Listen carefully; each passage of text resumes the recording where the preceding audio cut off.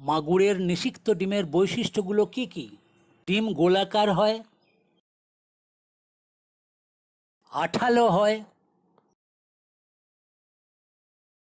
হলদে বাদামি রঙের হয়, জলের নিচে ডুবে থাকে, ডিমের ব্যাস 1.7 থেকে 1.9 মিলিমিটার, অনিষিক্ত বা আনফার্টিলাইজড ডিম ফ্যাকাশে ও অস্বচ্ছ হয় দেখতে। এই নিষিক্ত ডিমকে কোথায় রাখবেন? নিষিক্ত ডিমগুলি রাখা হয় গোলাকার প্লাস্টিক ট্রেতে বা বেসিনে। ট্রে সাইজটা কেমন? ব্যাস 12 ইঞ্চি, উচ্চতা 6 থেকে 8 ইঞ্চি। ট্রেতে জলের গভীরতা রাখা হয় 6 ইঞ্চি। জল প্রবেশ ও নিকাশের ব্যবস্থা রাখা হয়। হালকাভাবে অ্যারেটার চালিয়ে জলের অক্সিজেনও বাড়ানো হয়।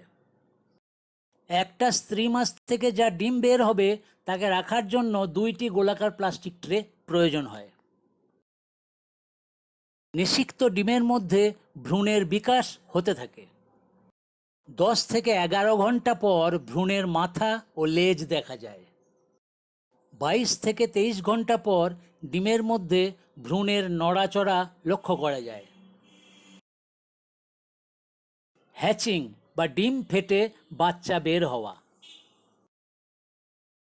জলের তাপমাত্রা 27 থেকে 30 ডিগ্রি সেন্টিগ্রেড থাকলে ডিম ফুটে বাচ্চা বের হতে সময় লাগে 22 থেকে 26 ঘন্টা।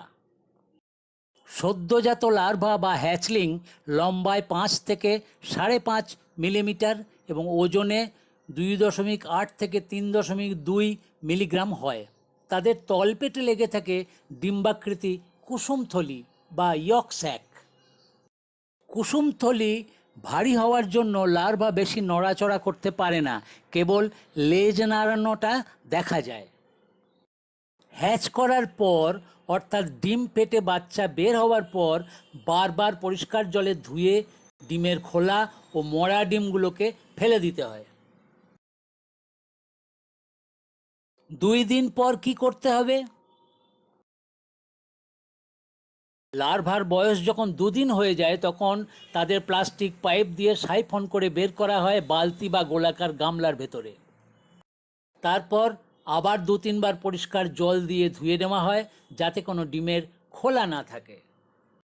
পরিষ্কার করার পর লার্ভাদের ছাড়া হয় বড় আয়তাকার প্লাস্টিক বেসিনে 6 থেকে 7 ইঞ্চি জলের গভীরতা রেখে। তারপর হালকাভাবে অ্যারেটার চালানো হয়। এইভাবে 4 দিন পর্যন্ত তাদের রাখা হয় সেখানেই। এই সময় অর্থাৎ এই 4 দিন পর্যন্ত কোনো খাবার খাওয়ানো হয় না। কুসুমথলিতে সঞ্চিত খাবার দেহের বৃদ্ধিতে কাজে লাগে। 4 দিন পর লার্ভার অবস্থা কেমন হয়? কুসুমথলির খাদ্য শেষ হয়ে যায়, এদের হাঁ মুখটা খুলে যায়, তখন এরা বাইরের খাবার খেতে পারে।